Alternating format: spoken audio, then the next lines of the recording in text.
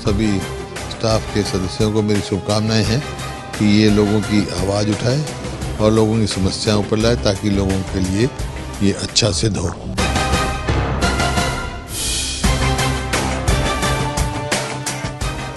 नमस्कार, एवन तहलका पर आप सभी का स्वागत है। खास कार्यक्रम सुनिए मुख्यमंत्री जी के साथ मैं दीपकमल सहारन। इस कार्यक्रम में आज हम एक ऐसे मसले को सरकार के कानों तक पहुंचाने की कोशिश करेंगे जो हरियाणा की संस्कृति से जुड़ा है, जो हरियाणा की कला और कलाकारों के लिए बेहद महत्वपूर्ण है। एक तरफ जहां पड़ोसी राज्यों पंजाब और राजस्थान की संस्कृति, वहां के गीत संगीत, वहां का पहनावा देश और दुनिया पर छा रहे हैं, वहीं दूसरी तरफ हरियाणा की संस्कृति, हरियाणा का गीत संगीत विस्तार लेने की बजाय अपने अस्तित्व की लड़ाई क्यों लड़ रहा है? सरकार ने ये काम जिनको सौंपा है वो इसे कैसे कर रहे हैं? सुनिए मुख्यमंत्री जी।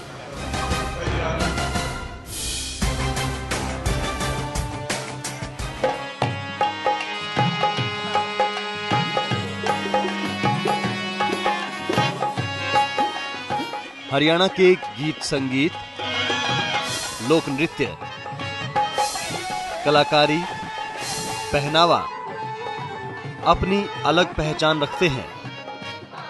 ये चीजें किसी भी समाज का, किसी भी देश प्रदेश का आभूषण होती हैं, उसकी पहचान होती हैं।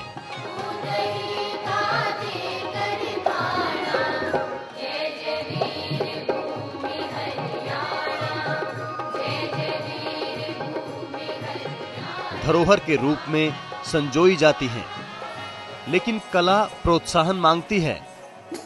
कलाकार शाबाशी की चाहत रखते हैं। हरियाणा जैसे राज्य में जहां स्थानीय बोली में टीवी और फिल्म इंडस्ट्री ना के बराबर है, कलाकारों को मंच की दरकार रहती है। घर चलाने के लिए पैसे की भी जरूरत होती है।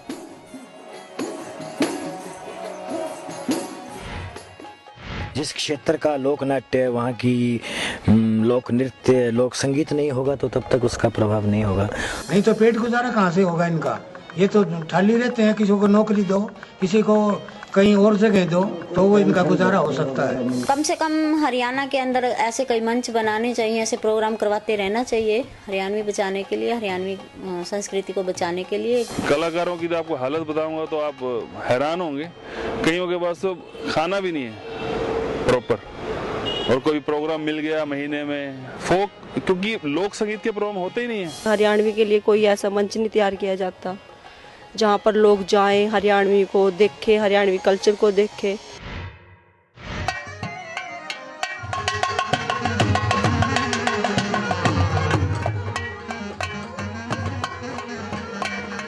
सरकार को भी पता है कि भूखे पेट भजन नहीं होता। सहयोग ना दिया गया तो हरियाणा की कला मर जाएगी। कलाकार गाना छोड़ देंगे, बजाना बंद कर देंगे। दुनिया भर के नाच देखने को मिलेंगे, बस अपने नहीं।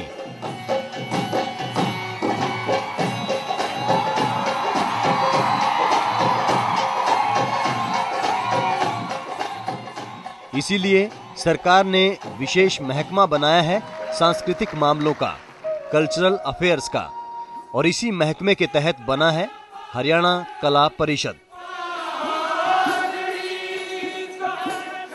जिसके जिम्मे है हरियाणा के कलाकारों को प्रोत्साहित करना, पुरानी धरोहर को संजोकर रखना और कलाकारों की नई पीढ़ी को हरियाणा की संस्कृति से जोड़कर रखना।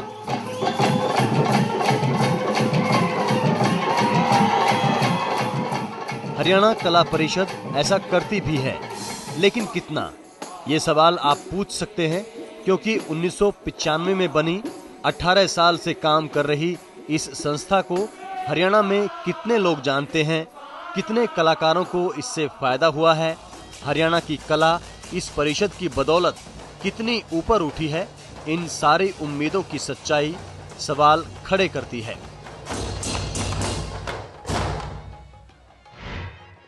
सबसे बड़ी परेशानी वाली बात कलाकारों के लिए यही है कि 90% कलाकारों को ये नहीं पता कि कोई हमारे लिए भी संस्था है। सरकार ने कुछ हमारे लिए भी किया हुआ है। उनको सांग करवाने चाहिए हरियाणा कला परिषद को, क्योंकि और भी बहुत ही अच्छे कलाकार हुए हैं और हैं अब भी। कला परिषद है या जो कुछ, मैं ज्यादातर नाम नहीं लेना चाहूंगी, लेकिन प्रयास उनका क्या होता है, वही गिने चुने कलाकार वहां पे आते हैं जो उनसे जुड़े हुए हैं। एक निष्पक्ष संस्था के रूप में मेरे हिसाब से ये संस्था काम नहीं कर रही है। ये व्यक्ति विशेष के इंटरेस्ट को केटर करने के लिए ये संस्था काम कर रही है। जो है, अगर हमारी हरियाणा कला परिषद इतना ज़्यादा सपोर्ट कर रही है तो इतनी पोजीशन नहीं होती, मुझे लगता है।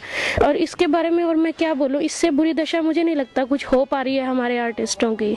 20 साल हो गए मेरे को, मेरे पास तो आज तक कोई आया नहीं कि क्या मदद चाहिए, या अखबारों में देखते हैं ऐसी कोई परिषद है।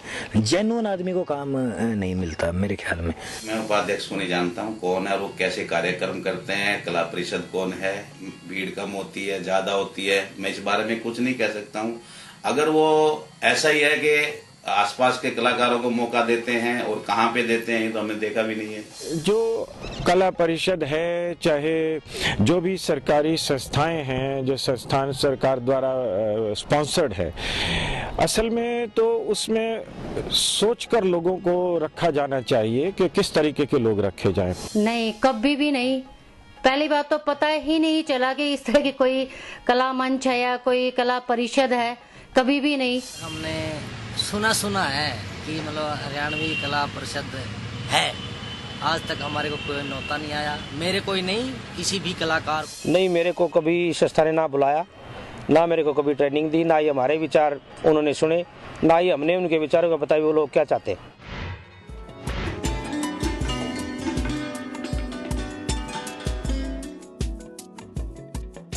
हरियाणा कला परिषद के अध्यक्ष तो खुद मुख्यमंत्री भूपेंद्र सिंह हुड्डा ही हैं, लेकिन कई और सरकारी संस्थाओं की तरह मुख्यमंत्री इस कला परिषद के भी सिर्फ औपचारिक तौर पर ही मुखिया हैं। इस संस्था को असल में चलाते हैं इसके उपाध्यक्ष केसी शर्मा, और कुछ ऐसे चलाते हैं कि जैसे कला परिषद उनकी मनमर्जी पूरी करने के लिए सरकार की ओर से दी गई कोई रियासत हो। जवाबदेही कोई नहीं, कलाकार अपनी मर्जी के प्रस्तुतियां जो वो चाहें।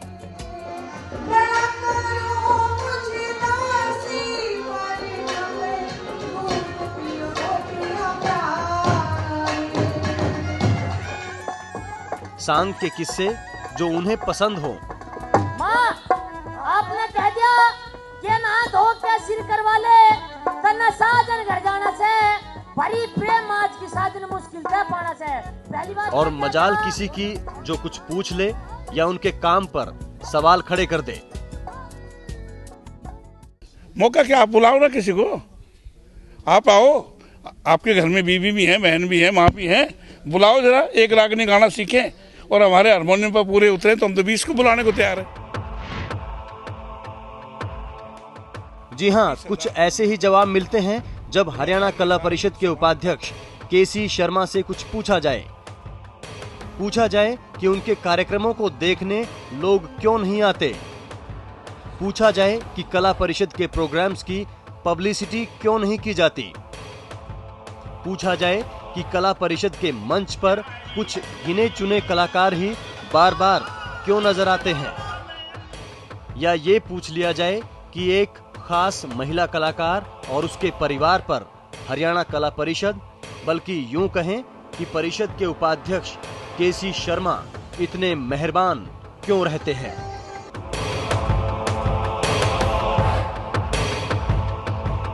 जी हां, कला परिषद जिस काम के लिए बनी है वो करते करते ये मानो एक अफसर की जागीर बन गई है। केसी शर्मा के काम करने का तरीका आपको विस्तार से दिखाएंगे। उसके लिए हाल ही में पंचकुला में हुए हरियाणा कला परिषद के एक कार्यक्रम में आपको लेकर चलते हैं।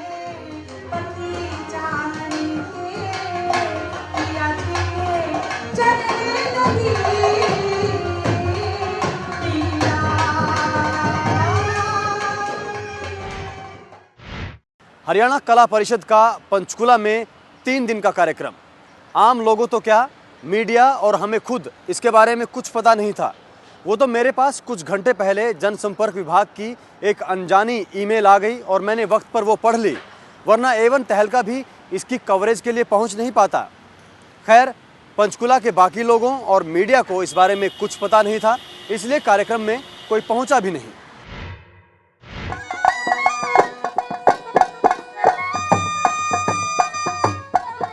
पंचकुला का यवनिका सभागार, हरियाणवी धुनें भी फिजा में गूंज रही थी।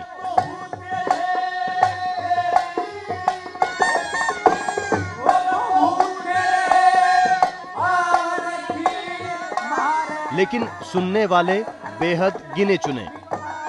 जी हां, बेहद गिने चुने।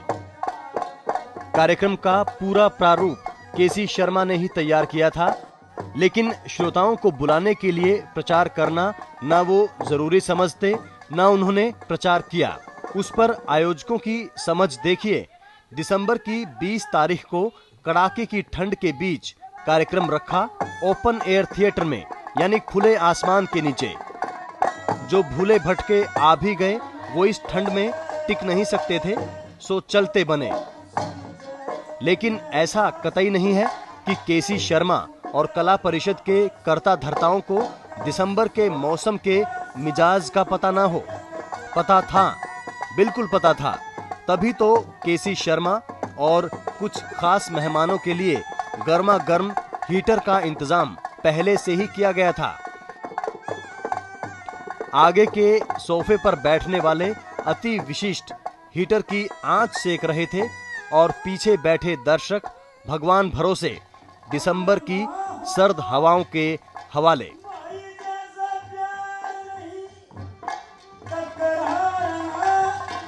यवनिका ओपन एयर थिएटर में कला परिषद के कार्यक्रम का दूसरा दिन। कई मशहूर कव्वालों की तालियों की थाप समा बांध रही थी।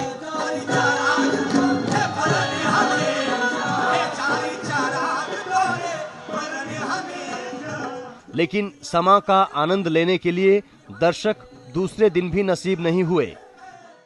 कुछ 30-40 कलाकार कार्यक्रम प्रस्तुत करने आए थे, तो कुछ इतने ही लोग उन्हें सुनने आए थे। हरियाणा कला परिषद कला को कुछ इसी तरीके से बढ़ावा दे रही है, केसी शर्मा के नेतृत्व में। हरियाणा कला परिषद के इस कार्यक्रम का तीसरा दिन कैसा रहा और 3 दिन के इस कार्यक्रम में सबसे ज़्यादा अहमियत किस कलाकार को दी गई, ये आपको दिखाएंगे आगे। साथ ही परिषद के उपाध्यक्ष केसी शर्मा का रवैया और उनका अंदाज भी दिखाएंगे एक छोटे से ब्रेक के बाद।